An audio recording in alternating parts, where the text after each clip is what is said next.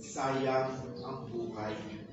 Maraming nagulat, maraming nasayangan sa buhay para kay Ma'am Maria Levin. No?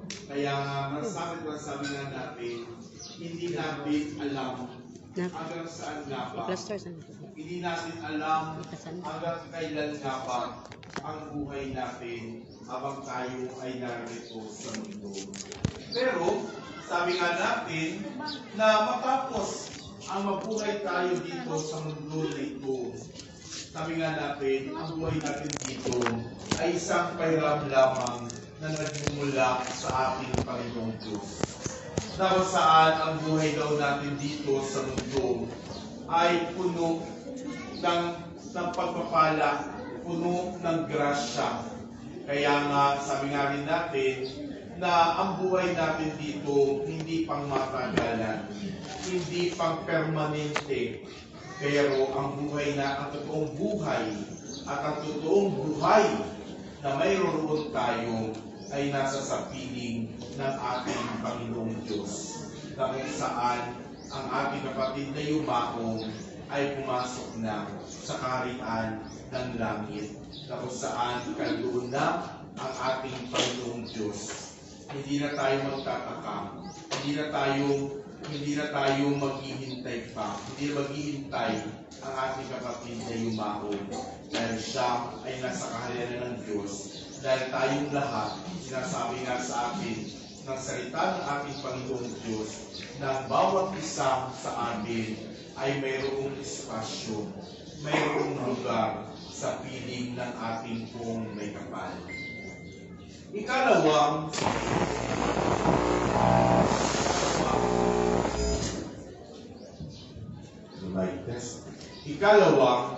siguro lalo na sa pamilya, sa mga estudyante, sa mga kasamahang teacher na ating kapatid na guro na si Ma'am Maria Levin, siguro marami tayo nakakakilala kung ano nga bang klase si Ma'am Maria Levin. No? Siguro nung siya ay nabubuhay pa, alam natin ano kayang lugar, marami tayong alaala na nagmumula sa kanya. Nung siya ay nabubuhay pa, ano kayang lugar ang lagi niyang gustong puntahan? Na kung saan nakikita natin na siya ay nagiging masaya, na kung saan siya ay nagiging komportable. Ano kaya ang mga lugar na ito? Na kung saan makikita natin na ang ating kapatid na yumaong ay siya ay nagiging masaya sa mga lugar na pinupuntahan niya palagi, na lagi niyang nakikita sa kanyang mga mata nung siya ay nabubuhay pa. Nung siya ay nabubuhay pa, alam natin na meron siya mga paboritong gustong kainin. Diba? Na gusto niya lagi itong pagkain niya, na kung ito ang pagkain na nasapag, ay ginaganahan siya. Dahil ito ang gusto niyang, kaya pagka ito ang babalik-balikan natin, na maaalala natin ang ating kapatid na yumaong. Nung siya ay nabubuhay pa, alam natin na mayroon siyang laging bukang bibig. Para sa kanyang pamilya ba yan? Sa kanyang mga katrabaho ba yan? Para sa kanyang mga estudyante ba yan? Ang mga salita na kung saan gusto natin, lagi siya nagkikwento, na palagi siyang gusto natin, na babalik-balikan natin. Ano nga ba ang mayroon sa kanya? Na ba gusto natin balik-balikan? Ano nga ba ang mga nangyayari sa kanyang paligid, sa kanyang buhay, sa kanyang mga nangyayari sa araw-araw ng kanyang mga pamumuhay? Diba?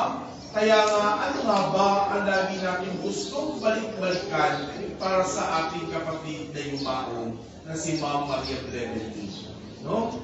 Ikatlo, ano nga ba, sabi nga natin, kapag ang isang tao ay pumanaw na, ay manasabi nga natin, tapos na ang kanyang misyon dito. Sabi nga natin, ang bata-bata ni Ma'am, bakit ang aga-aga niyang iniwan ang mundo na ito?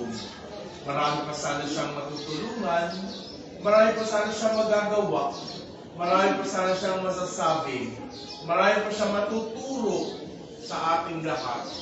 Marami pa siya matuturo, mahawakan ng mga estudyante, mga bata ko sa ngayon. Pero sabi nga natin, hindi nga natin hawak ang buhay natin. Dahil na may hawak ng buhay natin ay nasa sa ating Panginoong Diyos. Pero sabi nga natin, ang buhay natin dito sa mundo ay puno ng misyon. Ang buhay nga natin dito sa mundo ay puno ng mga paggawa ng kabutihan laban sa ating kapwa. Puno ng paglilingkod para sa ating sarili. Pero kahit na hindi na natin makikita muli si Ma'am, hindi natin makikita ang kanyang pisikal na pagkatao, hindi na natin siya muling maririnig pa, hindi na natin siya muling makakausap pa, hindi na natin siya muling makikita pa, pero siya ay mananatili pa rin sa puso ng bawat isa para sa atin. At hindi natatapos ang misyon natin para sa ating kapatid na yumao. Dahil ang misyon natin para sa Kanya ay palagi pa rin natin siyang isasama sa ating mga panalangin. Palagi pa rin natin siyang isasama sa ating mga banal na misa. Palagi pa rin natin siyang isasama sa mga puso na mayroon tayo. Ano nga ba ang iniwanan niya para sa bawat sa atin? Ano nga ba ang iniwanan niya na kung saan ang pagmamahal niya na binigay niya para sa atin? Paano nga ba natin mababawian? Dito na lamang sa pamamagitan ng ating pagdarasal. Dito na lamang mababawi na makikita natin na kung saan lagi natin ipapanalangin. Dahil ito na lamang ang tanging may bibigay natin sa Kanya. Tanging ito na lamang ang tanging may papabaon natin sa Kanya. Tanging ito na lamang ang makikitang pagbibigay natin ng pagmamahal para sa ating sa ating buhay, para kay Ma'am Maria Lebedin. Nawa tayo ay pagpalain at patawarin ng ating Panginoong Diyos si Ma'am Maria Lebedin sa kanyang mga pagkukulang, sa kanyang mga pagkakasala nung siya ay nabubuhay pa dito sa mundo. Amen. Palihog na ito. Magampo kita sa atong buhing Diyos nga nagdapit sa mga ikapoy o gibugatan. Sa matag pangamuyong itang ingon, dungga kami Ginoo.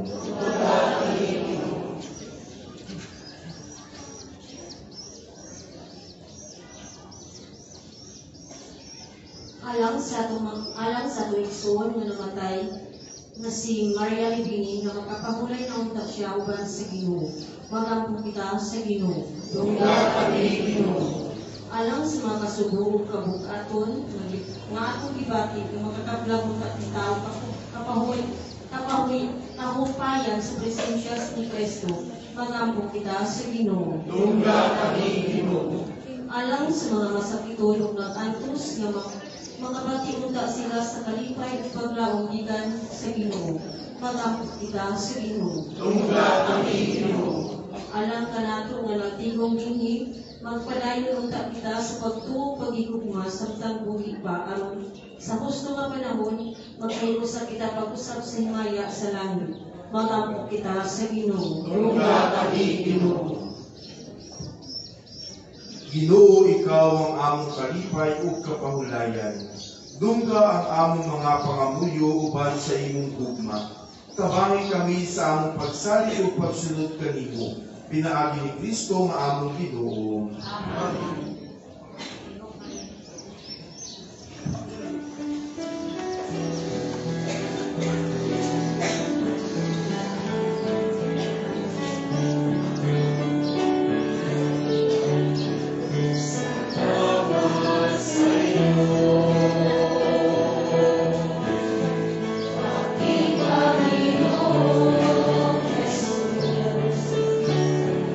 Ako'y ibig mo.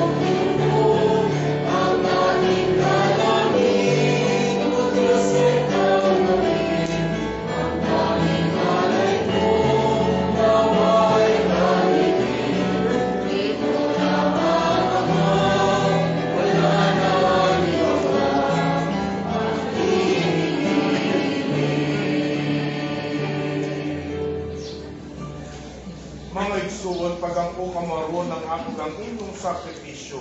Dawatan ng ta sa Diyos na mahal maggagamot sa tanan.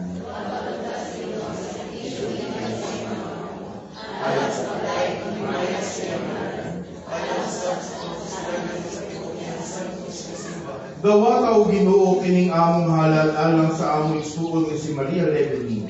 Sa adlaw sa iyang paglubong, ang imong gugma maghugas unta sa iyang kawanon. Nakaalaot ug magpasaylo unta sa iyang mga sala. Kini among ipangayo pinaagi ni Kristo among Ginoo. Ang Ginoo maanaa kaninyo. Ibayaw ang inyong mga kasing-kasing. Magpasalamat kita sa Ginoong atong Diyos. Santos na mahal Diyos na tunghay makagagamot sa tanan. Angay ug matarong gayud nga magpasalamat kami kanimo kanunay sa tanang dapit. Pinaagi ni sa Kristo among Ginoo. Siya mao ang kaluwasan sa kalibutan.